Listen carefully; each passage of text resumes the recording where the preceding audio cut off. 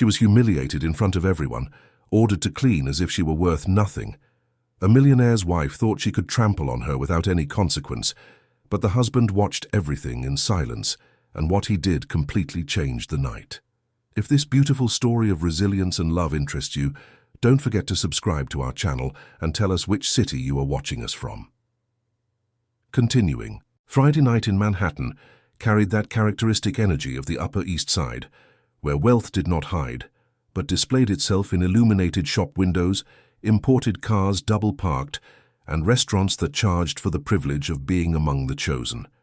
The Gilded Lily was one of those temples of refined ostentation, where every detail was designed to impress, from the Italian chandelier hanging from the high ceiling to the white orchids adorning every table.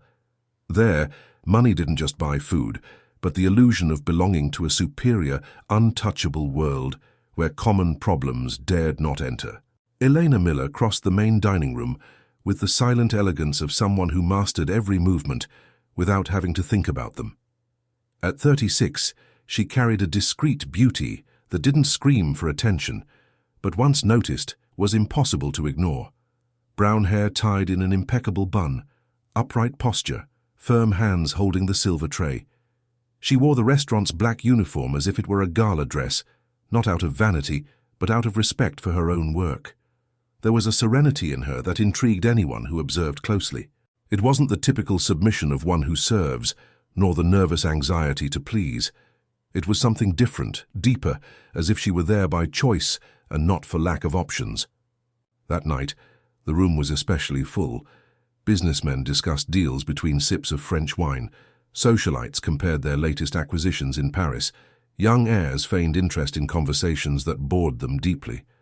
Among all the tables, one stood out for the volume of laughter and the excessive glitter of jewelry. Victoria Sterling reigned there like a queen on her private throne, surrounded by 4 equally adorned, equally vain friends. She wore a red dress that cost more than 3 months of Elena's salary, diamond earrings that reflected light in tiny rainbows, and an expression of superiority that seemed rehearsed in front of a mirror. Victoria was the wife of Marcus Sterling, one of the wealthiest men in New York, owner of a construction company that raised skyscrapers all over the city and transformed abandoned lots into multi-million-dollar developments. She loved this proxy power, loved being recognized as Marcus Sterling's wife, loved that waiters bowed a little lower when she arrived. But there was something bothering her that night, something that started as a vague annoyance and grew into true irritation. The employee serving her table did not bow, not literally, of course. Eleanor did her job perfectly, brought the dishes at the right moment, removed empty glasses with discretion, and kept the table organized. But there was none of that reverence Victoria expected. There was no fear in her eyes, nor that nervous rush to please. And for a woman accustomed to being flattered, that was unbearable. It all started with a tiny detail. Eleanor served the wine into Victoria's glass, and noticing she was distracted talking, did not stand by her side waiting for praise. She simply moved on to the next task. This gesture, so natural for any experienced professional, was interpreted by Victoria as disrespect. She waited until Elena returned to the table, bringing an appetizer for one of the friends, and then, with a voice loud enough to be heard at neighboring tables, fired the first barb. "So you could pay more attention while serving?" Victoria said, holding up her glass as if analyzing something wrong. "This wine is not at the ideal temperature. I think you need to train your staff better, don't you think?" Eleanor stopped, turned to her calmly, and replied with a serene voice that carried neither irritation nor fear. "I apologize, Ma'am. I can check the bottle and replace your glass immediately if you prefer." It wasn't the apology of someone who felt guilty. It was just protocol, executed with a precision that bordered on indifference. And it was precisely this tranquility that infuriated Victoria even more. She wanted to see shame. She wanted to see the woman truly grovel. She wanted to feel the power of diminishing someone publicly, but Elena wouldn't give her that satisfaction. "There's no need to check anything," Victoria continued, now with a cruel smile on her lips. "I know when something is wrong. How long have you been working here anyway? Because it seems you still haven't learned the basics." Victoria's friends laughed softly, fulfilling the role of an audience that fed the cruelty. Some people at nearby tables began to pay attention. A younger waiter slowed his pace, unsure if he should intervene. The manager, on the other side of the room, felt the change in atmosphere but hesitated, caught between protecting the employee and not crossing an important client. Elena did not respond. She only bowed her head slightly, collected the glass that Victoria pushed toward her with disdain, and walked away with the same elegance as before. Her steps were firm, her posture did not waver. She crossed the room to the bar, handed the glass to the sommelier and asked him to check the wine's temperature. The man, a professional with 20 years of experience, tasted it and frowned. "It's perfect, Elena. 58 degrees, exactly as it should be. What happened?" "Nothing I can't handle," she replied, taking another glass and pouring the same wine. "Just a client who likes special attention." The sommelier understood instantly. He knew the type. He wanted to say something, but Elena had already returned to the floor, holding the new glass as if nothing had happened. When she approached the table again, Victoria was ready for the second assault. This time there wasn't even the pretext of the wine. It was pure malice disguised as a demand. "You know, I always tell my friends," Victoria began, looking directly at Elena while speaking loudly enough to guarantee an audience. "Some people were born to serve, and some were born to be served. It's important that everyone knows their place, isn't it?" The silence around the table was immediate. Victoria's friends exchanged uncomfortable glances. One of them even tried to change the subject. But Victoria raised her hand for silence, like an actress who didn't want to be interrupted during her scene. Elena placed the glass on the table carefully, and for the first time that night looked directly into Victoria's eyes. It wasn't a look of defiance, nor of anger. It was something more disconcerting. It was the look of someone who saw through the jewelry, the expensive dress, the studied pose, and saw only an insecure woman trying to feel big by belittling others. "Excuse me," was all Elena said before walking away again. But this time someone else was watching. Marcus Sterling had arrived at the restaurant minutes earlier, without notifying his wife, as he often did when he wanted to evaluate an environment without being immediately recognized. He was sitting at a discreet table in the corner of the room, from where he had a full view of the space. Tall, 52, well-lived years old, grey hair slicked back, and a dark grey suit that cost more than a mid-sized car, Marcus was the type of man who entered a room and automatically became the gravitational center, even in silence. He had the presence of someone who had built an empire from scratch, who had made difficult decisions without blinking, who knew the real value of things because he had learned to differentiate price from value at a young age. And at that moment, while pretending to read the menu, Marcus watched the scene unfolding at Victoria's table with a mixture of irritation and growing fascination. Irritation at his wife's gratuitous cruelty. Fascination at the reaction of the employee who refused to bow. He knew Victoria all too well. He knew she liked to humiliate people she considered inferior. He knew her self-esteem depended on demeaning others. In the early years of their marriage, he had tried to correct this behavior, but over time he had given up, tired of fights that never led to real change. Now, 20 years later, they lived parallel lives. He ran the business, she spent the money, and fed her ego at dinners like this. There had been no love between them for a long time, only the convenience of maintaining appearances. But that employee was different from anyone else Marcus had seen Victoria try to humiliate. There was a dignity in her that didn't come from arrogance, but from something much deeper. It was as if she carried within her an unshakable certainty about her own worth, a certainty that no insult could scratch. Marcus noticed this in the first few seconds, and when their eyes met for the first time, as Eleanor crossed the room after Victoria's second insult, something happened. It was only a second, perhaps not even that, but it was enough for Marcus to feel something he hadn't felt in years. It wasn't just physical attraction, although Eleanor was undeniably beautiful. It was a kind of recognition, as if he were seeing someone who, like him, knew the weight of carrying a solitary dignity in a world that valued the facade more than the essence. Elena looked away first, returning to work with the same serenity as before. But Marcus couldn't look away. He continued watching, now with an attention that went beyond curiosity. He noticed how she moved through the room, how she discreetly guided a younger waiter, how she adjusted the position of a piece of cutlery at a table without anyone noticing. There was a natural competence in her, a presence that couldn't be learned just through training. When Victoria made the third strike, even more cruel than the previous ones, Marcus decided it was time to intervene. But before standing up, he did something that wasn't his habit. He discreetly called the manager and asked about the employee. "Eleanor Miller, sir," the manager replied with evident respect in his voice. "One of our best professionals. She's been with us for 3 years. Clients always praise her, and the whole team respects her. She has an impressive knowledge of wines, the kitchen, and how to handle delicate situations. Honestly, Mr. Sterling, she's the kind of person who makes this restaurant work behind the scenes." Marcus nodded, absorbing the information, but the manager continued as if sensing there was more to say. "And there's something else, sir. Elena isn't here for lack of options. Before working with us, she had an established career in another field. She decided to start from scratch because she wanted to learn the restaurant business for real, from the bottom up. She's the kind of person who would never ask for something she wasn't willing to do with her own hands." This revelation changed everything.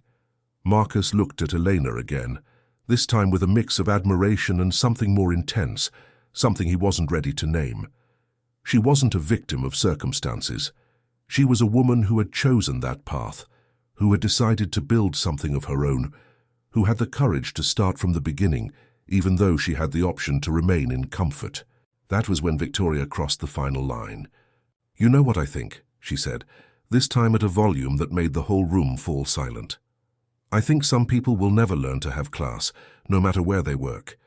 You can put on a nice uniform, but it won't change what a person is on the inside." Victoria's friends were visibly uncomfortable. One tried to touch her arm, asking her to stop, but Victoria ignored her completely. She was drunk on her own poison, blinded by the need to destroy that serenity that bothered her so much. Elena stopped where she was. She didn't turn to respond. She made no dramatic gesture. She just stood there, her back to Victoria, as motionless as a statue. And it was in that stillness that Marcus saw true strength. She wasn't running away. She was choosing not to waste energy on someone who didn't deserve her attention. But Marcus didn't have that patience. He rose from his table with a deliberate movement, without haste, but with an authority that made the entire room freeze. His footsteps echoed in the sudden silence as he crossed the space toward Victoria's table. When he arrived, she finally noticed his presence and turned pale, her cruel smile instantly vanishing from her face. Marcus didn't speak loudly. He didn't need to. His voice, calm and cold, was heard by everyone. "I think it's time for us to leave, Victoria." It wasn't a request. It was an order. And for the first time that night, Victoria Sterling felt what it was like to be publicly diminished. Her friends stood up quickly, grabbing their bags, avoiding looking in any direction. Victoria tried to maintain her composure, but her hands trembled as she reached for her own purse. Marcus then turned to Elena, who was still facing away, and spoke in a completely different voice, filled with a respect that surprised even himself. "I apologize on behalf of my wife. Her behavior was unacceptable." Elena turned slowly. Her eyes met Marcus's again, and this time the second lasted a bit longer. There was a silent strength in that gaze, a mature beauty, and a dignity that pierced through all the defenses he had built over the years. She didn't say thank you. She didn't smile. She only inclined her head slightly, a minimal gesture that contained more elegance than all of Victoria's jewelry combined. Afterward, Marcus left the restaurant accompanying his wife in silence, but his mind was no longer there. It was trapped in those brown eyes, in that impossible-to-ignore presence, in that woman who had just turned his world upside down without saying a single word beyond what was necessary to do her job. Outside, under the golden lights of the Upper East Side, as the driver opened the car door, Marcus Sterling had an absolute certainty. He needed to know Elena Miller, not out of superficial curiosity, not out of boredom or fleeting desire, but because, for the first time in decades, he felt he had found someone truly real in a world made of masks. And this discovery, he knew, would change everything. The 3 days that followed that night at the Gilded Lily were some of the strangest in Marcus Sterling's life, not because of the rush of business, which remained as intense as ever, nor because of the endless meetings that filled his schedule from Monday to Friday. The strangeness was the constant restlessness, the feeling that something fundamental had changed within him, and that no spreadsheet, no contract, no corporate decision could erase the image that insisted on returning. Elena Miller. The name rang in his mind like a melody he hadn't asked to hear, but which he could no longer silence. Marcus was not a man to let himself be dominated by impulses. He had built his empire precisely by knowing how to control emotions, by making decisions based on logic and strategy, not on fleeting feelings. But this didn't seem fleeting. It was something that grew with every hour, a need to understand who that woman was who had looked at him with such serenity while being publicly attacked, who hadn't asked for his help, nor thanked him for his intervention with the flattery he was used to receiving. Elena wanted nothing from him, and perhaps that was exactly what disturbed him so much. On Tuesday morning, while signing papers in his office on the 23rd floor of one of the buildings his company had erected on Park Avenue, Marcus picked up the phone and called the manager of the Gilded Lily. The conversation was brief, direct, the way he preferred to conduct his affairs. He wanted to know more about Elena Miller, not personal details that would invade her privacy, but professional information, the trajectory that had led her there. The manager, though surprised by the interest, responded with the discretion of someone who understood that certain requests were not made out of idle curiosity. After hanging up, Marcus stood looking out the panoramic window overlooking the city. Down there, New York seethed in its hallucinated rhythm, cars forming rivers of metal on the avenues, people rushing from one appointment to another, buildings rising on every corner. He had helped shape part of this landscape, transformed empty lots into structures that touched the sky. But at that moment, all that grandeur seemed small compared to the intensity of what he had felt looking into Elena's eyes. Victoria hadn't brought up the subject of that night again. In fact, she hardly brought up any subject with him. They lived in the same penthouse on the Upper East Side, shared the same bank account, appeared together at social events, but they were strangers sharing an address. Marcus knew she had her own interests, her own distractions, and he had long since stopped caring. The marriage was a facade they both maintained for convenience, nothing more. But for the first time in years, he found himself thinking about what it would be like to be beside someone who made him feel truly alive. On Wednesday night, Marcus returned to the Gilded Lily. He didn't tell anyone, he didn't make a reservation in his own name. He asked his assistant to use a different name and ensure a discreet table, something that would go unnoticed. He didn't want a fuss, didn't want the manager to mobilize the whole team, didn't want Elena to know he was there because of her. He just wanted to observe, to understand, perhaps to exchange a few words if the opportunity arose naturally. He arrived around 8 in the evening, when the movement was already intense but hadn't yet reached its peak. The room glowed as always, with that golden light that made everything more beautiful than it really was. Marcus was led to a table in the opposite corner from where he had been last time, a spot from which he had a view of the entire room, but was partially hidden by a marble-clad column. Perfect. And then he saw her. Eleanor crossed the main floor carrying a tray with champagne flutes, her posture impeccable, her bun perfectly arranged, the same black uniform that seemed tailor-made for her. But there was something different that night. It took Marcus a few seconds to identify what it was. She was smiling, not a forced smile of someone who needs to please clients, but a genuine smile as she talked to a white-haired lady at one of the tables. The woman said something that made Elena laugh softly, a contained but true laugh, and for a moment Marcus felt a pang of something he didn't expect to feel. Envy. Envy of whoever could draw that smile from her. He watched for the next hour. He saw how Eleanor interacted with her colleagues, always respectful but never submissive.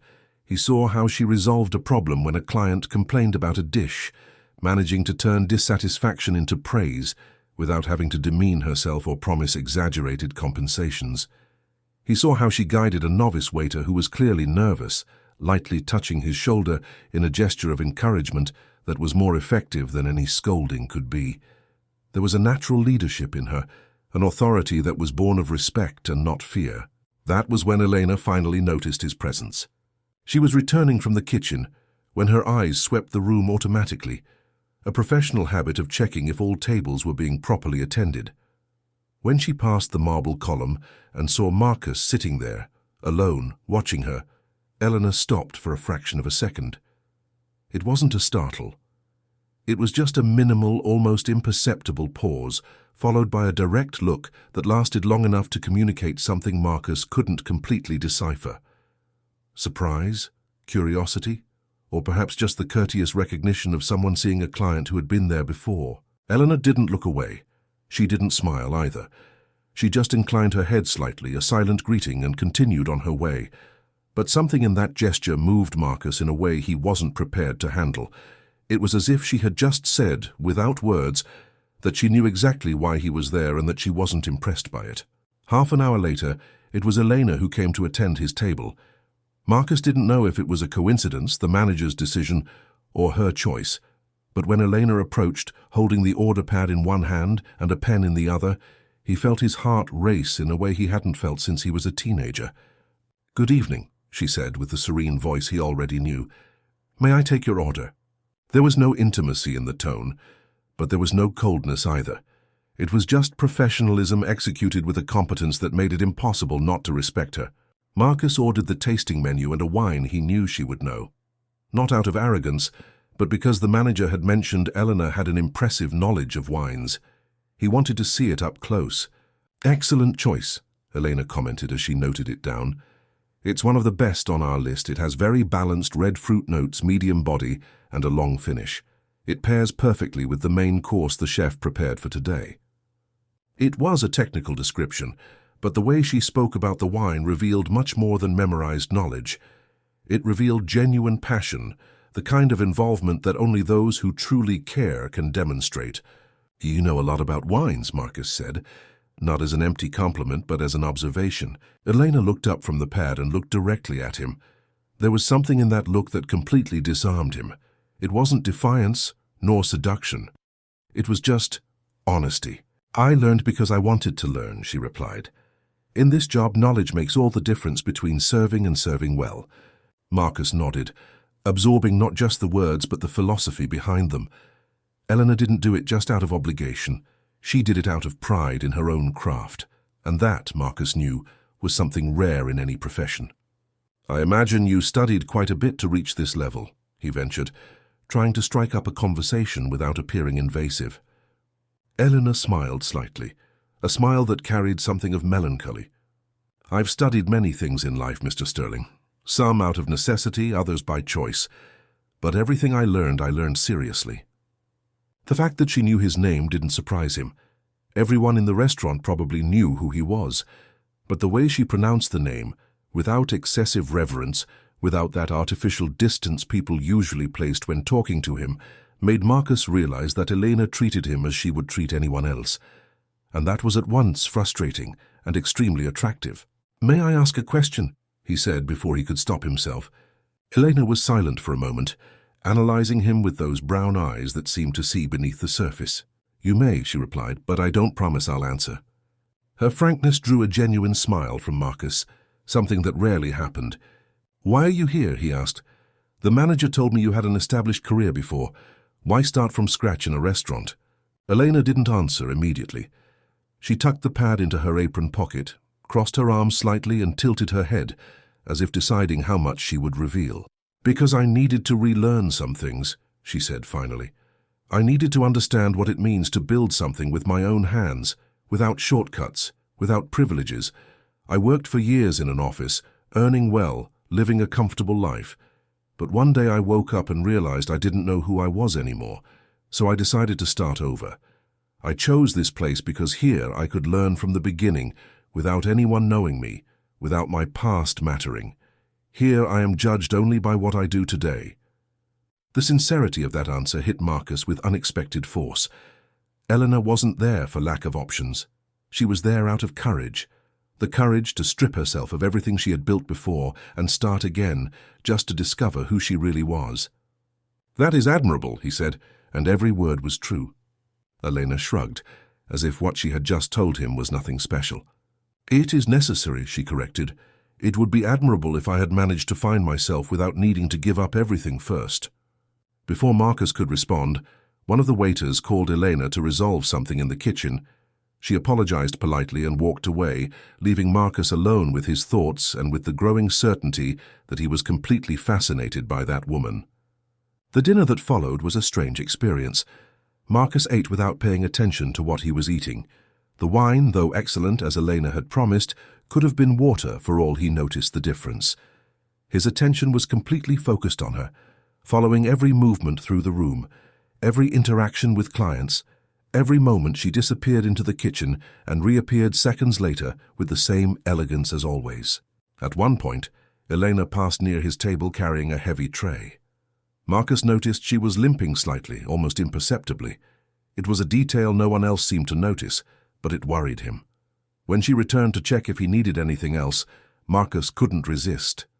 "Are you all right?" he asked. "I noticed you're having trouble walking." Elena seemed surprised by the observation, but didn't deny it. "I've spent many hours on my feet today," she explained. "Sometimes the body complains, but it's nothing a little rest won't fix." "Then you should sit down for a bit," Marcus suggested, knowing he sounded too worried for someone who was theoretically just a client. Elena smiled, but it was a tired smile. "I can't. There are still 2 hours left in the shift, but thank you for the concern, Mr. Sterling." The way she thanked him, without making a fuss, without turning it into something bigger than it was, made Marcus realize that Elena was used to taking care of herself. She didn't expect anyone to solve her problems, and perhaps it was precisely this independence that made her so magnetic. When Marcus asked for the bill, it was the manager who brought it, not Elena.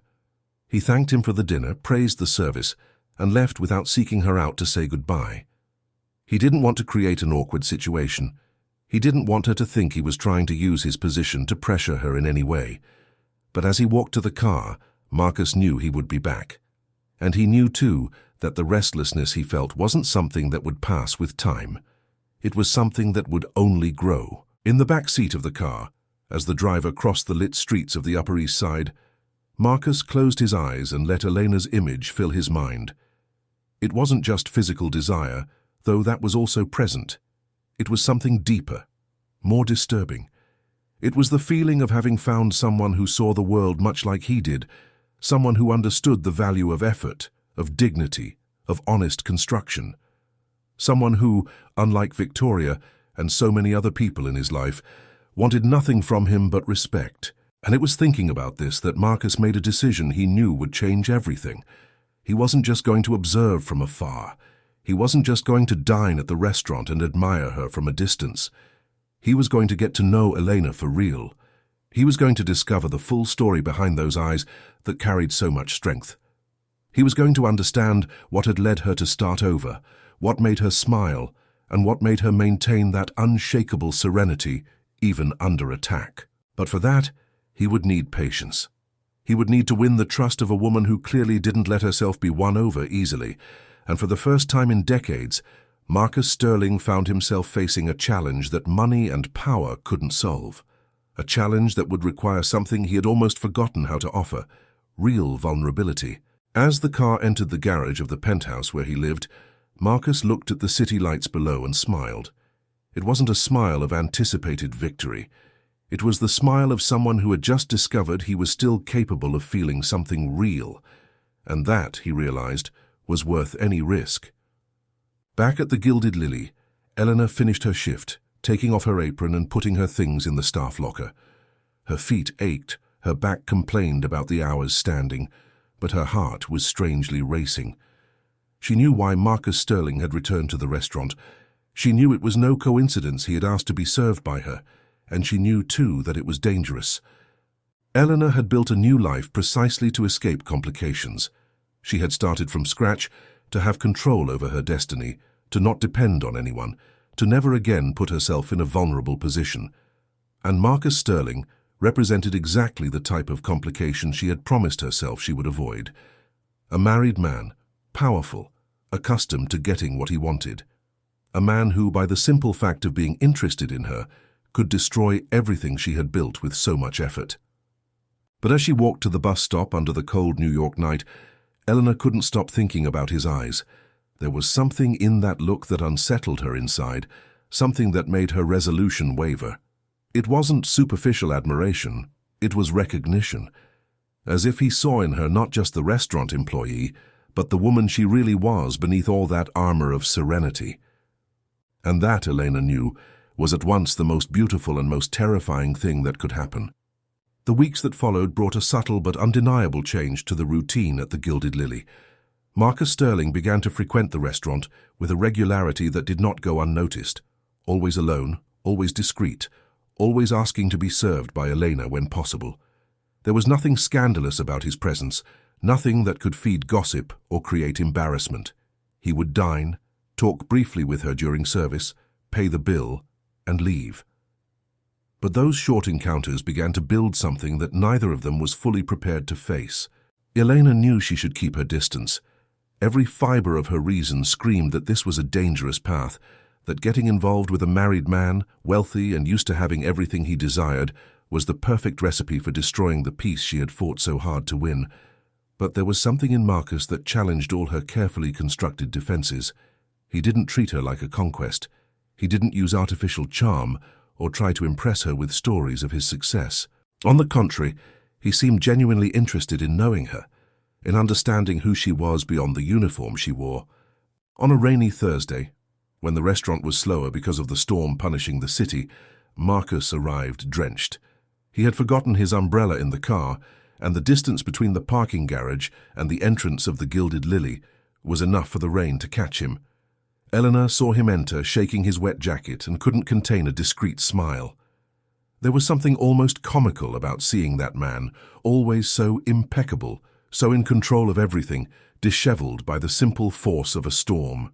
"It seems the rain doesn't respect even the most powerful," she commented when she approached his table, bringing a clean towel she grabbed from the manager. Marcus accepted the towel with a smile that lit up his face in a way Elena hadn't seen yet. "Nature has that advantage over us," he replied as he dried his face and hair. "It doesn't care how much money you have or how many buildings you've built. Rain is rain for everyone."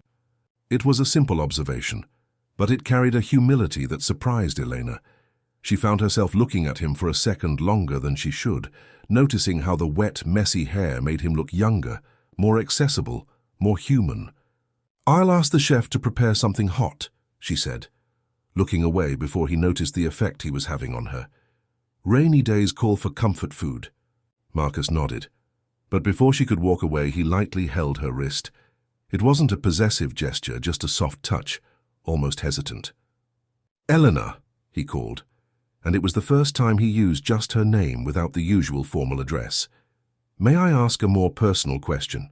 She looked at his hand on her wrist, then into his eyes, and felt something tighten in her chest.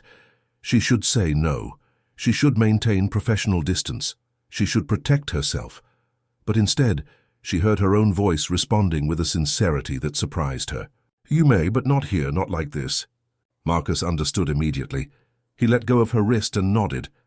"When you finish your shift," he said, "can we talk?" Elena knew that accepting that was crossing a line, but she also knew she was tired of running, tired of building walls so high that no one could get in, tired of being so afraid of getting hurt again that she ended up depriving herself of any possibility of feeling something real. "I finish at 11, she replied softly. "There's a 24-hour diner 3 blocks from here. We can talk there." The smile Marcus gave was one of genuine relief, as if he had expected her to refuse. "I'll wait," he said simply. The rest of the shift passed in a strange haze for Eleanor. She continued doing her job with the same competence as always, but her mind was divided between the present and the near future, between the safety of what she knew and the risk of the unknown. When she finally took off her uniform and put on her street clothes, simple jeans and a long-sleeved shirt, her hands were shaking slightly. It wasn't exactly fear. It was anticipation mixed with the awareness that this night could change everything. Marcus was waiting for her outside, under the restaurant's awning, protected from the rain which was now falling lighter. When he saw her come out, he straightened up, and Elena noticed he was also nervous. The discovery of that vulnerability unsettled her even more. They walked side by side through the wet streets of the Upper East Side, not touching each other, not saying much. The city at night had that characteristic energy, mixing the noise of traffic with the silence of residential streets. the lights of tall buildings with the darkness of trees in private gardens. Eleanor loved that contrast, that proof that it was possible for beauty and chaos to exist in the same place. The diner was one of those simple establishments that served coffee and pancakes at any hour, frequented by night workers, sleepless students, and people who simply didn't want to be alone at home. They sat at a table in the corner, away from the windows, and ordered black coffee for both. "So," Marcus began after a silence that wasn't uncomfortable, but full of expectation. "Tell me about yourself. For real. Not the polite version you give to clients. The real one." Elena held the coffee cup with both hands, feeling the heat through the porcelain warming her fingers. She took a deep breath, deciding how much she would reveal. "My full name is Elena Christine Miller," she began. "I was born in Charlottesville, Virginia. My mother was a teacher. My father worked at a plant. We didn't have much, but we had enough. I went to public school, graduated in business, with a full scholarship at a private university. I worked hard, climbed the career ladder, got a management position at a logistics company. At 30, I had everything I thought I wanted. My own apartment, a car, travel, stability." She paused, taking a sip of the bitter coffee. "But I wasn't happy," she continued. "I woke up every day with the feeling that I was living someone else's life. I made decisions that affected hundreds of employees, but I didn't know any of them for real. I led meetings, but I didn't connect with anyone. I was efficient, productive, successful, and completely empty." Marcus listened in silence without interrupting, his eyes fixed on her with an attention Elena hadn't received from anyone in a long time. "Until one day something happened that made me rethink everything," she said, and her voice grew lower, weighted with an old but still present pain. "I had an assistant, a young girl, full of dreams. She had worked with me for 2 years, always dedicated, always smiling. One day she asked to leave early because she wasn't feeling well. I let her go, but I complained that we were at the end of the month and that she needed to organize herself better. 2 weeks later, she didn't come back. I found out she had been hospitalized, that she was going through a very difficult time in her personal life, and that my reaction that day, the coldness with which I treated the situation, made her feel even worse." Elena stopped talking, her eyes glistening, but the tears didn't fall. Marcus reached his hand across the table, not to hold hers, but just to rest it there, close, available if she wanted the contact. "When I went to visit her, I tried to apologize," Eleanor continued. "But I realized the problem wasn't just that situation. It was who I had become. A person so focused on numbers, on goals, on efficiency, that I forgot I was dealing with real people, with real lives, with real pain. And at that moment, looking at that girl who trusted me and whom I disappointed, I decided I needed to change. Not just change behavior, but change completely. I needed to unlearn everything I learned about success and relearn what really mattered." "That's why you left everything," Marcus said, not as a question but as understanding. Eleanor nodded. "I sold the apartment, sold the car, saved the money to have a safety cushion and decided to start again. I chose to work in a restaurant because it's a place where you serve people directly, where you see the impact of your work instantly, where there's no way to hide behind emails and spreadsheets. I wanted to feel the weight of the responsibility of taking care of someone, even if it was just serving a dinner. And it was the best decision I ever made. I've learned more about myself in these 3 years than in my entire previous life." The silence that followed was dense, loaded with respect. Marcus didn't try to minimize her story, didn't offer unsolicited advice, didn't try to turn it into a moral lesson. He just absorbed it, understood it, honored the courage that decision had required. "You are extraordinary," he said finally, and every word carried a truth that made Elena's heart race. "Most people spend their whole lives hiding from their own mistakes. You faced yours head-on and had the courage to completely remake yourself. That is much more than success. That is character." Helena felt a warmth rise in her chest, an emotion she couldn't completely name. It was gratitude for being seen, for being understood. It was relief for having shared that weight with someone. And it was also fear, because she knew that opening up made her vulnerable in a way she hadn't allowed in years. "And you?" she asked, shifting the focus to him before her emotions overflowed. "What is your real story? Not the one about the man who built an empire. The one about the man who is here, having coffee with me at midnight." Marcus smiled, but it was a sad smile. "My story is less noble," he admitted. "I was born into a family with no money in a rough part of the Bronx. My father was a bricklayer. My mother was a seamstress. Early on, I learned that money was freedom, that poverty was a prison. So I worked like no one else. I started as a mason's assistant at 14, went to college at night, started my first construction company at 25, with money borrowed from loan sharks. I bet everything on a single project. It worked, and I didn't stop from there. I built, I grew, I dominated the market." He paused, stirring the coffee that was already cold. "But along the way I lost important things," he continued. "I married Victoria when I was still starting out, thinking it was love. But it was convenience for both of us. She wanted financial security. I wanted someone who understood the world I was trying to enter. It worked for a time. But when the money came, I realized there was nothing left between us but appearances. She lives her life, I live mine. We share an address, a last name, but we share nothing else." "Why don't you separate?" Eleanor asked with the frankness that was her trademark. Marcus sighed. "Cowardice, maybe, or laziness. Or maybe because separating would require me to face the fact that I spent 20 years of my life in a dead marriage. It's easier to maintain appearances and pretend everything is fine."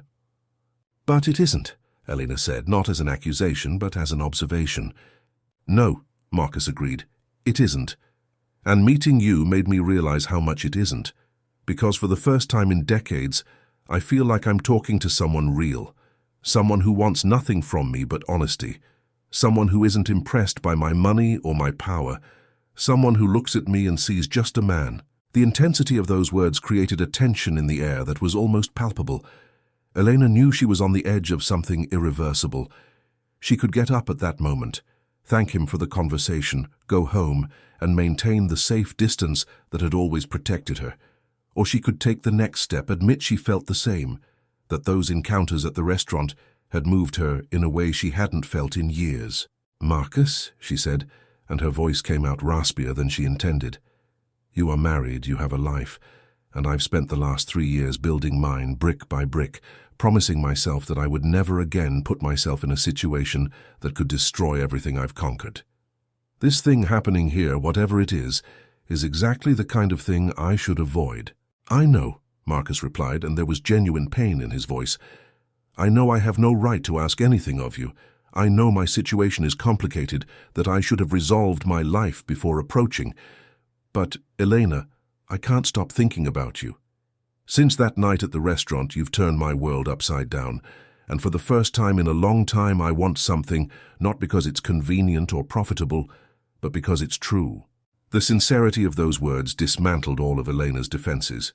She looked at that man in front of her, so powerful in the world outside, so vulnerable there inside the small diner, and felt something move in her chest. Something dangerous, intense, impossible to ignore. "I think about you too," she admitted finally, and it was like releasing a weight she had been carrying alone. "But it scares me, because I know where stories like this usually end, and I don't know if I'm strong enough to survive another destruction." Marcus leaned forward, his eyes locked onto hers. "Then let's not destroy anything," he said. "Let's just be honest. No promises we can't keep, no unrealistic expectations. Just two people who connected for real and who want to explore that connection, wherever it leads." Helena knew it was dangerous.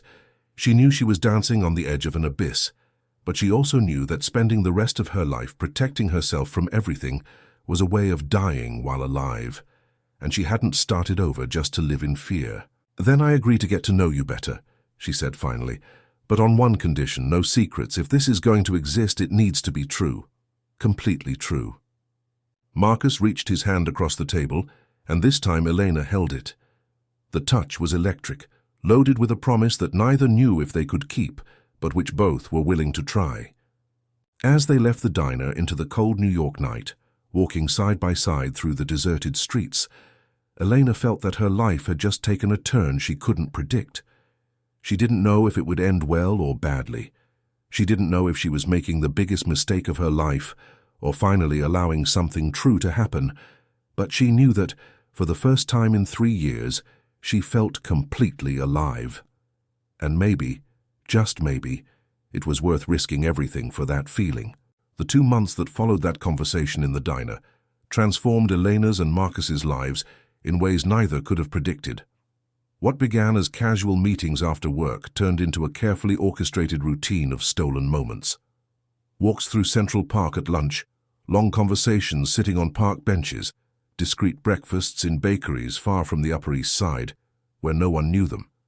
There was nothing physical between them beyond hands that touched sometimes, looks that lasted longer than they should, a proximity that made the air thick. But the emotional intimacy they were building was more intense than any physical contact could be. Elena discovered that Marcus had the habit of waking up at 5 in the morning every day, not because he had to, but because he liked the silence of the city still asleep.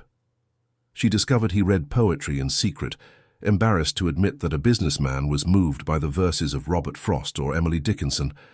She discovered he visited his mother every week in a simple house in Queens, bringing groceries and talking about trivial matters just to see her smile. She discovered a man completely different from the public image he cultivated, someone sensitive, reflective, carrying guilts and regrets that money never managed to buy off. Marcus, in turn, learned that Elena was afraid of heights, but loved looking at the sky, that she cried watching silly Christmas commercials, that she sang softly while working, thinking no one could hear. He learned that she sent part of her salary to her parents every month, even earning little because she said they made sacrifices for her, and she would never forget that. He learned that Eleanor had a scar on her knee from when she fell off a bike at age 7, and that the mark reminded her that every fall can be overcome. He learned that she was strong not because she never broke, but because she learned to rebuild herself every time it happened. But the more they knew each other, the harder it became to keep it solely on the emotional plane. Physical attraction was there, pulsing between them like a secondary heart, growing with every look, every accidental touch. Every second they were too close and needed to pull away before crossing the limit they both feared to traverse. On a Saturday afternoon, Marcus invited Elena to see a special place. He picked her up in a discreet car, not the black Mercedes he usually used, but a common sedan that wouldn't draw attention. Elena got in wearing sunglasses and a cap, feeling ridiculous for such precaution but knowing it was necessary. They drove in silence for nearly an hour, leaving the central part of the city and heading toward the Hudson Valley, where the city gave way to greener, quieter areas. The place Marcus took her was a huge plot of land on top of a hill from where one could see the entire city in the distance, a sea of concrete and glass shimmering under the afternoon sun. There was nothing built there, just tall grass, a few trees, and silence broken only by the wind. "This land is mine," Marcus explained as they walked side by side. "I bought it 5 years ago with the idea of building something special here. A project that wasn't just another apartment building or another commercial complex. I wanted to do something that had meaning, you know. But I never figured out what it would be, so the land stayed here, waiting." Eleanor looked around, feeling the peace of that place so different from the urban chaos she was used to. "It's beautiful," she said. "It feels like time passes slower here." Marcus turned to her, and there was something different in his eyes. Something more intense, more vulnerable. "I wanted to bring you here because it's the only place that is completely mine," he said. "There's nothing of my marriage here, nothing of my business, nothing of my public life. It's the only piece of the world where I can just be me, and I wanted to share that with you." The sincerity of those words hit Elena hard. She stepped closer to him, and for the first time allowed their bodies to touch completely. It wasn't a planned hug. It was natural, as if they were magnets that finally stopped resisting. Marcus wrapped his arms around her, and Elena rested her face on his chest, listening to the strong heartbeat that echoed her own feelings. They stayed like that for minutes that felt like hours, just holding each other, just existing together in that space where the world couldn't reach them. When they pulled apart, Elena's eyes were moist. "This is becoming very real," she whispered. "I know," Marcus replied, gently running his thumb across her face, wiping away a tear that escaped. "And it's scaring me too, because for the first time, I want something I can't just buy or conquer with effort. You aren't a deal I can close, Elena. You are a real person with your own life, your own dreams, and I have no right to ask you to risk everything for me. But you are asking, Elena said, not as an accusation, but as an observation. I am, Marcus admitted, because I am selfish enough to want you in my life, even knowing it might hurt you, and I am coward enough to not end my marriage before being sure you'd be here on the other side. The brutal honesty of those words could have offended Elena. It could have made her pull away, realize she was being the other woman, the secondary option, the woman waiting in the shadows. But instead, she felt a strange gratitude for that raw truth. Because at least Marcus wasn't lying. He wasn't making empty promises. He wasn't painting a rosy future that would never materialize.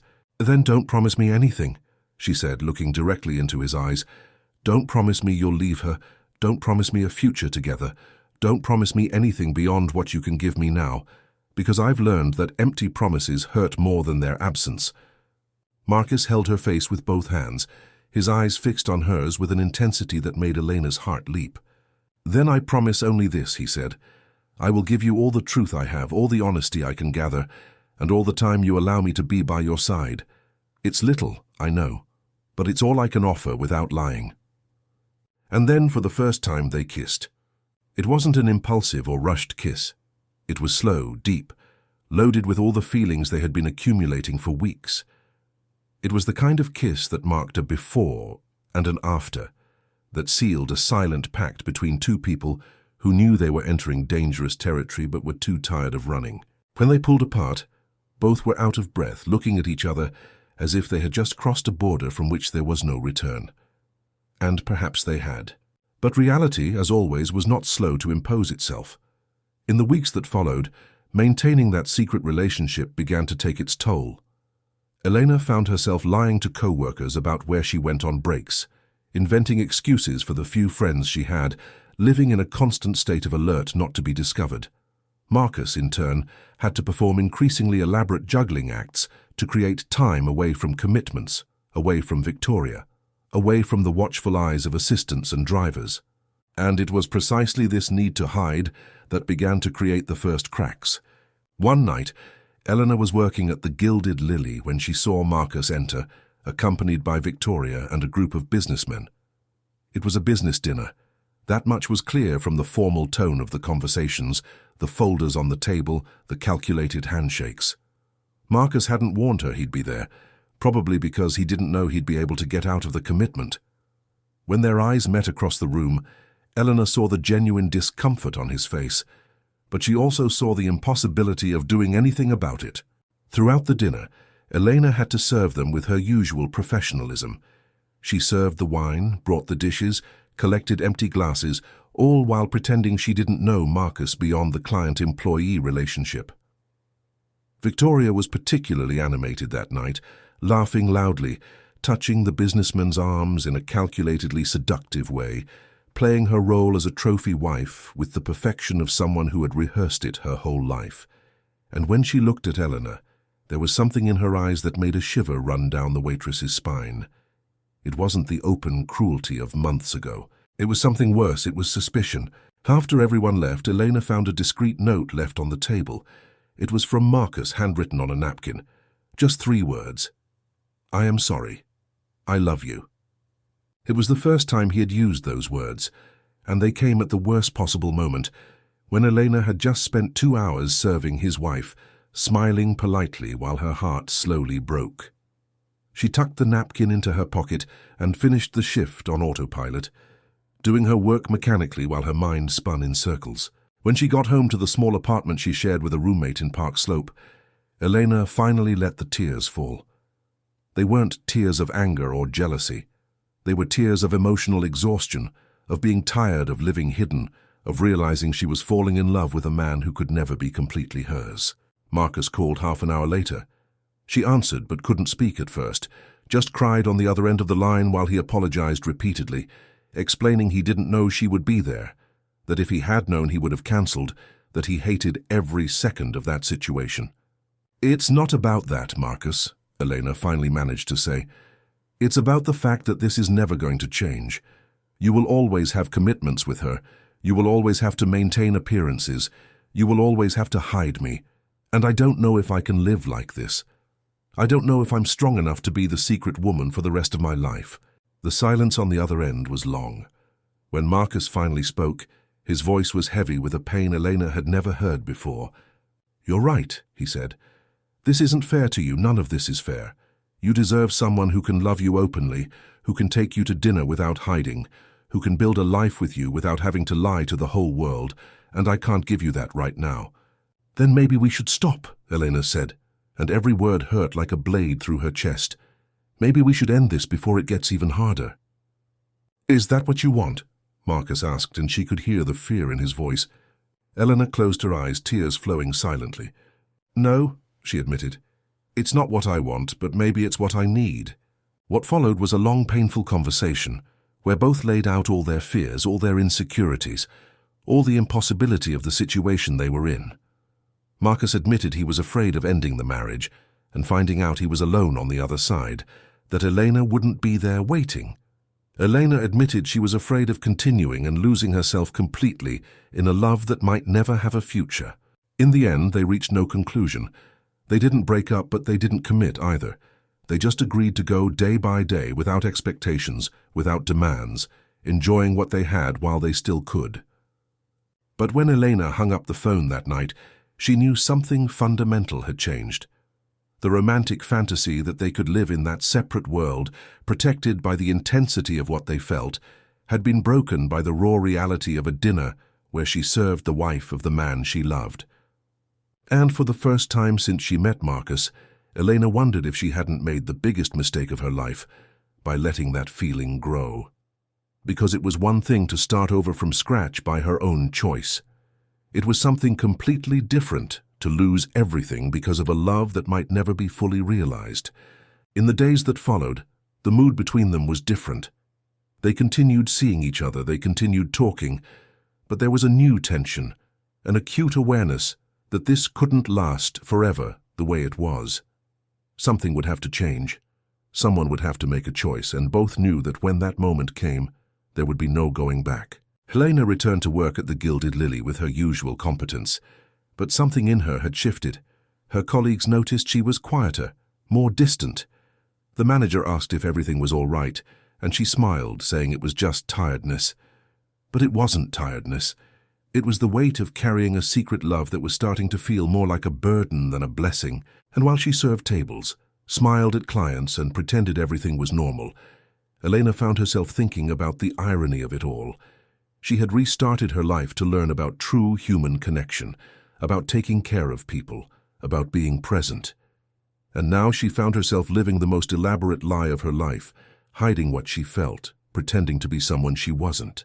The question that wouldn't go away was simple but terrifying. Had she traded one prison for another? In fleeing corporate coldness, had she fallen into an even crueler trap, loving someone who could never be completely hers? These questions haunted her while the moon shone over New York, while the city continued its frantic rhythm, indifferent to the personal dramas of a waitress in love with a married man. And somewhere in the city, in a luxurious penthouse on the Upper East Side, Marcus looked out the window asking the same questions, carrying the same doubts, trapped in the same impossible crossroads between duty and desire, between the life he had and the life he wanted. The crisis came from where Elena least expected. It wasn't a dramatic discovery, nor an explosive confrontation. It was something much more subtle and, because of that, much more devastating. It happened on a common Tuesday, when she was organizing the lunch tables at the Gilded Lily, and the manager called her for a private conversation in the office. "Elena," he began, clearly uncomfortable, "you are one of the best professionals who has ever worked here. Everyone respects you, the clients adore you, you are an example for the whole team. For that very reason, I need to have this conversation with you." Elena's heart tightened. She knew what was coming.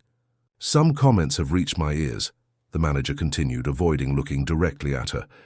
"About you and Mr. Sterling. Nothing concrete, understand? Just observations that you two have been talking a lot, that he specifically asks to be served by you, that you were seen leaving together a few times." Elena felt her blood run cold. She kept her expression neutral, but inside her world was beginning to crumble. I'm not going to judge your personal life, the manager said, finally looking at her. It's not my role to do that. But I need to remind you that Mr. Sterling is an important client, a married man, and any situation that could generate embarrassment or scandal affects not just you, but the entire restaurant. I'm telling you this as someone who cares about you. Be careful, Elena. Very careful. When she left that office, Elena's legs felt weak. It wasn't guilt, it was fear. Fear of losing the job she loved so much, fear of becoming the subject of gossip, fear of seeing everything she had built in the last 3 years collapse because of feelings she couldn't control. But more than anything, it was the confirmation that no matter how hard they tried to hide, people always noticed. There were always eyes watching, tongues ready to comment, judgments being formed in the shadows. She didn't tell Marcus immediately. She spent the rest of the day working on autopilot, serving tables with her usual efficiency, but with her mind far away. When they finally met that night, in a discreet park on the west side, far from anywhere they might be recognized, Eleanor poured it all out at once. Marcus listened in silence, and she saw the guilt settling in his eyes with every word. "This is my fault," he said when she finished. "I should have been more careful. I shouldn't have gone to the restaurant so many times. I shouldn't have asked for you to serve me. I shouldn't have exposed you this way." "It's not just your fault," Elena replied, her voice tired. "I also chose this.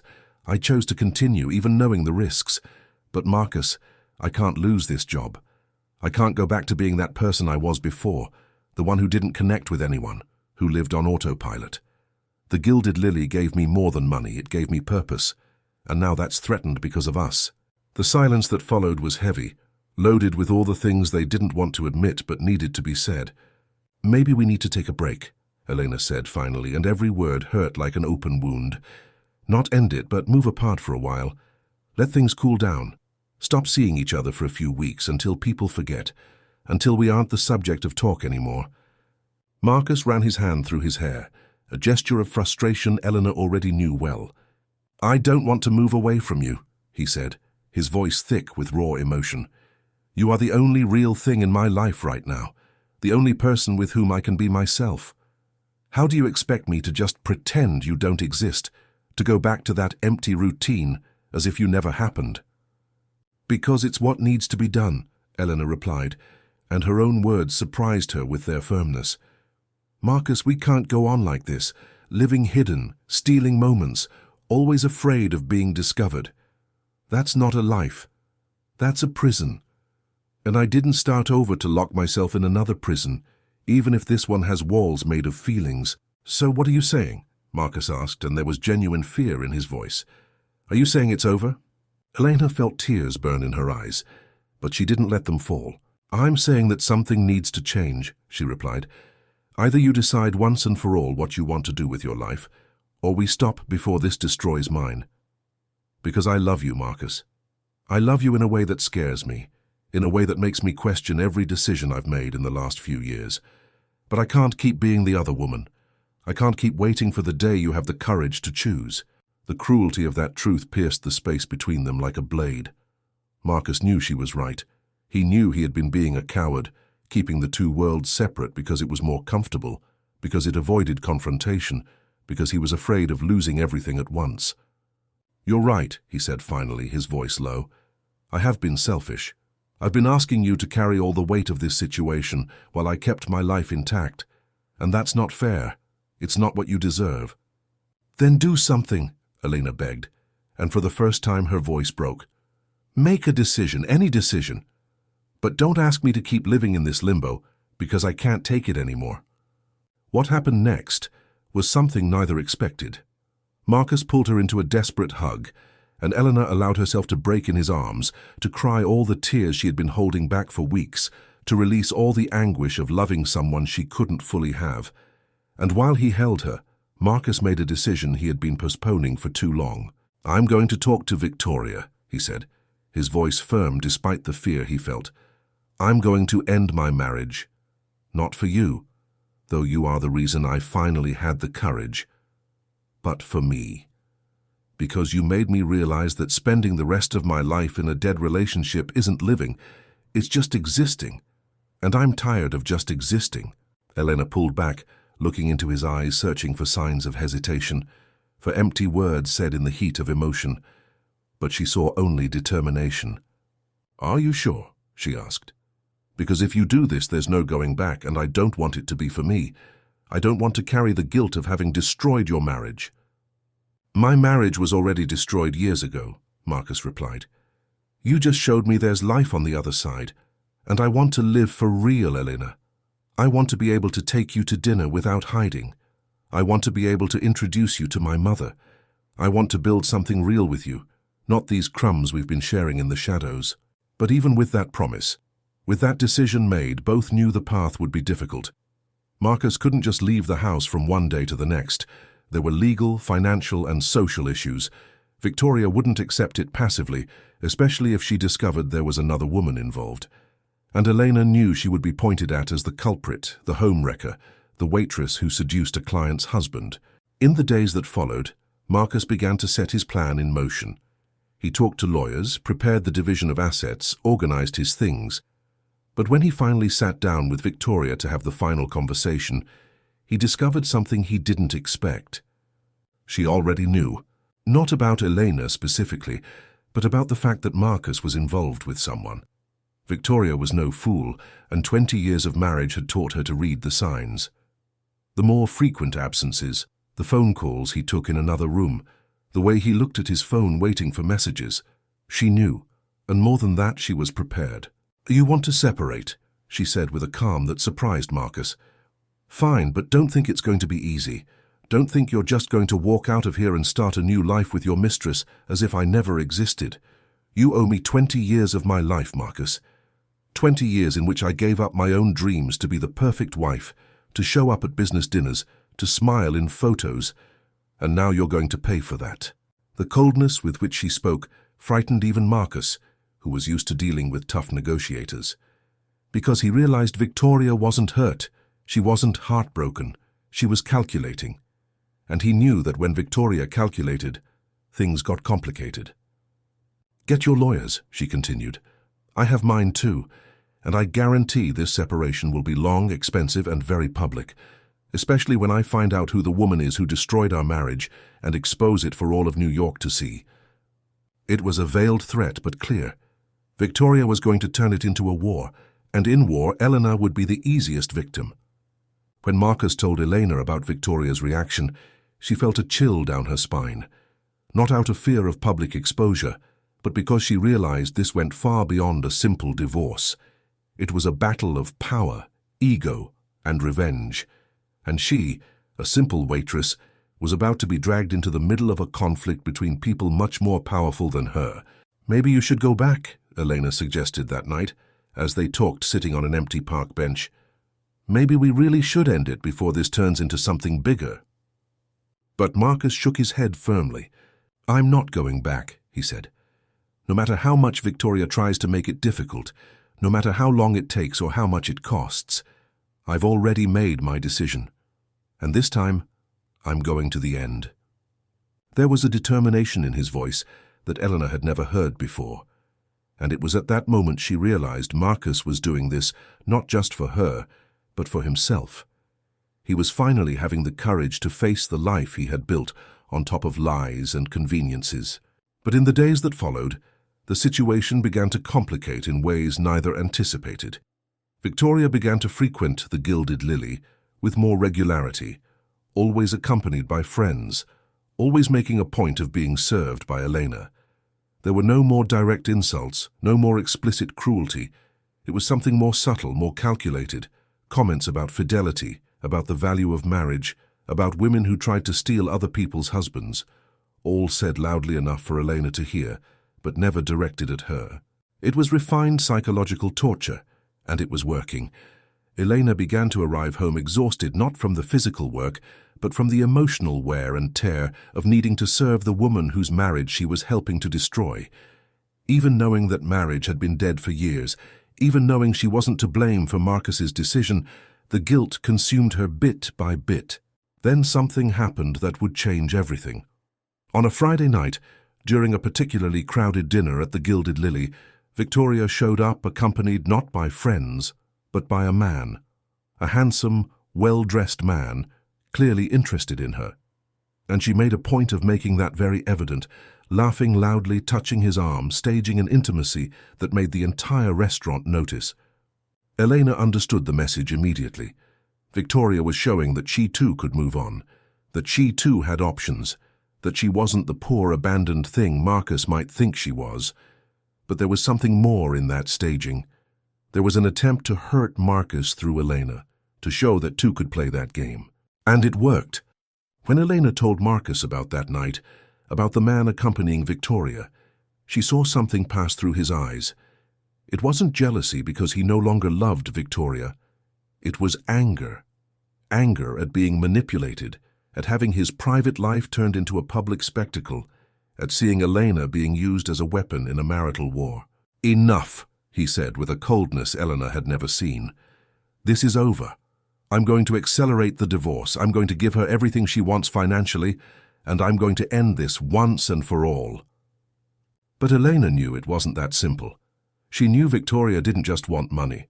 She wanted power, she wanted control, she wanted to make Marcus suffer for the humiliation of being left. And more than anything, she wanted to destroy Elena in the process. That night, as she walked home alone after another exhausting shift, Elena wondered for the 1,000th time if it was all worth it. If the love she felt for Marcus was strong enough to endure all that storm. If at the end of the day, when all the dust settled, anything would still remain between them, or if they would have destroyed everything along the way. She had no answers. She only had the certainty that she was in the middle of something much bigger than she had imagined when she agreed to have that first coffee with Marcus on the rainy morning. And now, there was no way to go back. There was only moving forward through the storm and hoping that there would still be something whole on the other side. The turning point happened on a Saturday night, when the Gilded Lily was packed for a special event. It was the launch of an exclusive wine with a tasting led by a renowned sommelier, and half of New York's elite was present. Elena was working that night as part of the main team, responsible for attending the most important tables, and it was precisely there, in the middle of that glittering room, that everything was resolved in the most unexpected way possible. Victoria arrived accompanied by the same man from before, making sure to enter with a triumphal presence that made all heads turn. She wore a red dress, even bolder than the previous one, jewelry that sparkled under the lights, and a victorious smile that didn't hide her intentions. She wanted a spectacle. She wanted to humiliate Elena publicly, to show that she still had power, that she could still destroy the waitress who had dared to get involved with her husband. Elena saw her enter and felt her stomach churn, but this time something different happened inside her. Instead of the usual fear, instead of the urge to disappear, she felt a crystal-clear clarity pierce her like a bolt of lightning. She was tired of running, tired of hiding, tired of letting other people decide the value of her dignity. During the first hour of the event, everything proceeded normally. Elena served the tables with her usual competence, while Victoria made sure to be the center of attention, laughing loudly, telling stories, constantly touching her companion's arm. But then came the moment that would change everything. The guest sommelier invited some special guests to participate in a blind tasting, a sophisticated game where they would need to identify rare wines by taste alone. Victoria, always eager for attention, was one of the first to volunteer.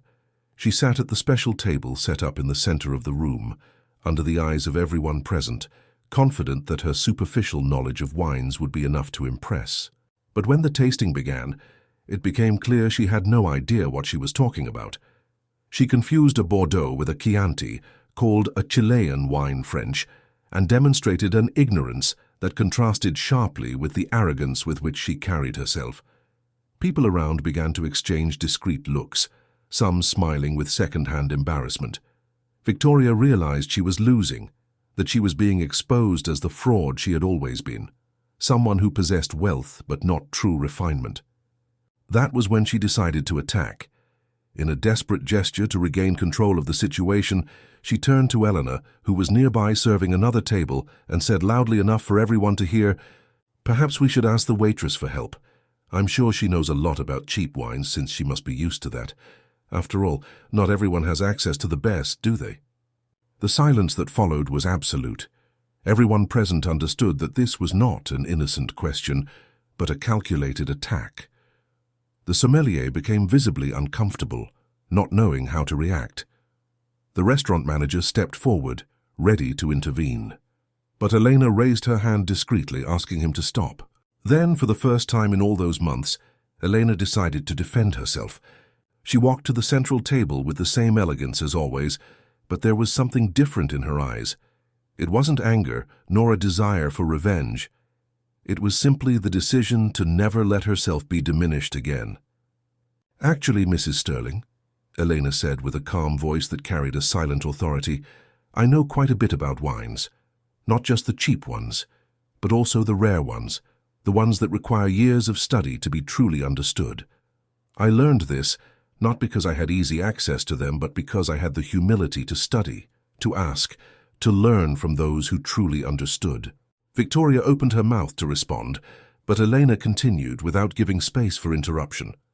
"And since you mentioned it, I can identify each of the wines in this tasting.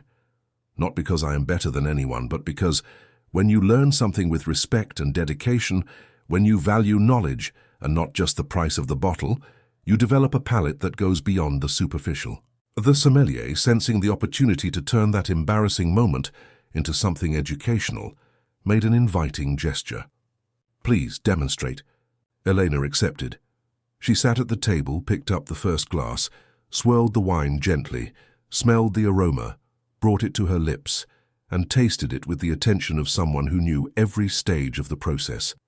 Then, with a precision that left everyone speechless, she identified not just the region and the grape, but the vintage year, the flavor notes, and even suggested which dish would pair best with that specific wine. She did this with each of the wines in the tasting, 6 in total.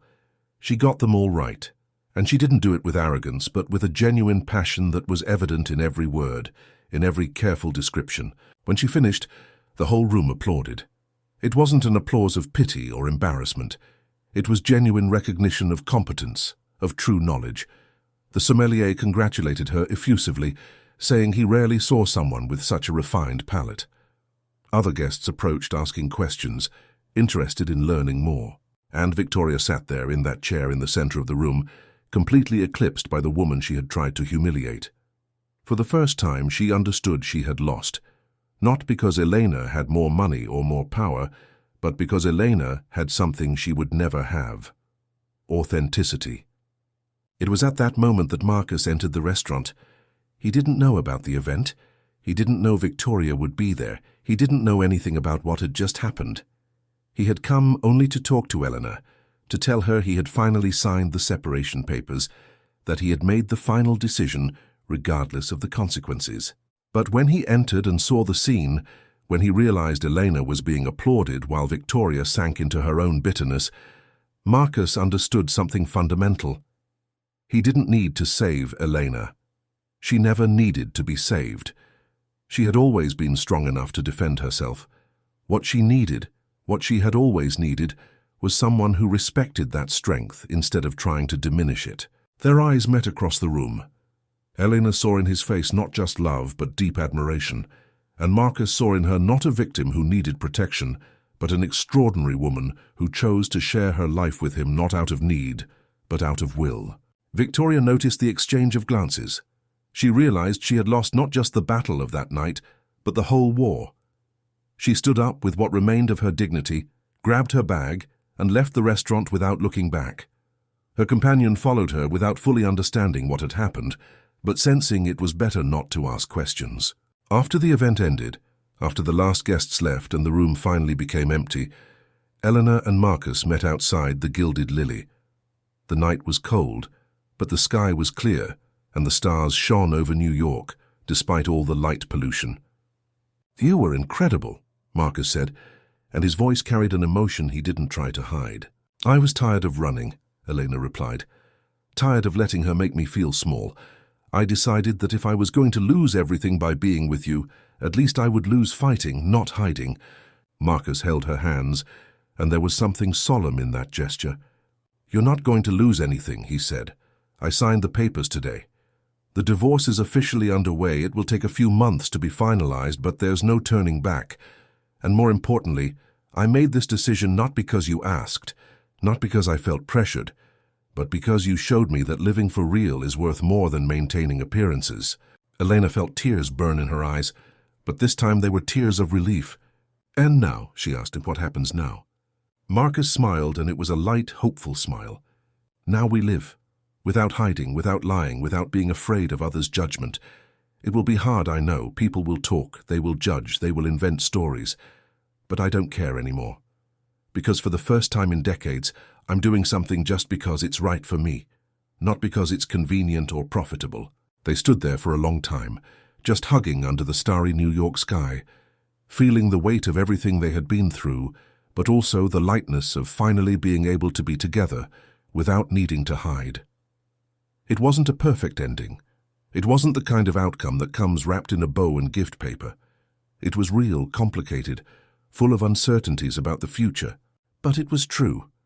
And for Elena and Marcus, who had spent so much time living convenient lies, the truth was the greatest gift they could give each other. In the months that followed, a lot changed. Marcus's divorce was, as Victoria had promised, long and expensive. She fought for every cent, for every property, turning the process into a war of attrition. But Marcus endured, sustained by the certainty that he was making the right choice. Eleanor continued working at the Gilded Lily. There was talk, yes. There were clients who looked at her differently, colleagues who whispered when she passed. But the manager, who had always respected her, maintained his support. And with time, Eleanor's competence spoke louder than any gossip. She proved day after day that her worth was not in whom she loved, but in who she was. And the most surprising thing was discovering that many people, especially other women, admired her courage. They admired that she had defended herself, had shown that knowledge and dignity have no price. They admired that she hadn't bowed, hadn't apologized for existing, for loving, for being human. 6 months after that memorable night at the Gilded Lily, Marcus took Elena back to the land in the Hudson Valley, that special place where they had kissed for the first time. But this time, they weren't alone. There was an architect, blueprints spread over a makeshift table, and a project that made Elena's eyes shine. Marcus had finally decided what to build on that land. It wouldn't be just another commercial development. It would be a cultural and gastronomic center, a space that would combine a high-quality restaurant with a culinary school for underprivileged youth, offering opportunities for those who had talent but lacked resources. And he wanted Elena to be a fundamental part of that project, not as an employee, but as a partner. It was his way of honoring everything she had taught him. That true success is not accumulating but sharing. That real power doesn't come from dominating, but from elevating others. That true love is not possession, it's partnership. Elena looked at the blueprints, at the land stretching around them, at the man by her side who had finally learned to choose what was right instead of what was easy, and she felt that her journey of beginning again had been worth every tear, every fear, every moment of doubt. Because in the end, she hadn't just found love. She had found herself. She had proven that it was possible to remake oneself, that it was possible to maintain dignity even when everything conspired for you to lose it, that it was possible to love without losing oneself in the process. And as the sun set over the Hudson, tinting the sky in shades of orange and pink, Elena and Marcus began to plan not just a business, but a life together. A life built on honesty, mutual respect, and the courage to be true even when the truth was inconvenient. It wouldn't be easy, it never is, but it would be real. And for someone who spent so much time living illusions, reality was the greatest victory possible. Dear listeners, we hope that Elena and Marcus's story has touched your hearts. If you were moved by Elena's courage in defending her dignity, by Marcus's transformation in choosing true love, and by the strength that is born when we decide to live with authenticity, leave your like, subscribe to the channel, and tell us in the comments which moment marked you the most. Was it when Elena proved her knowledge before everyone? Was it when Marcus finally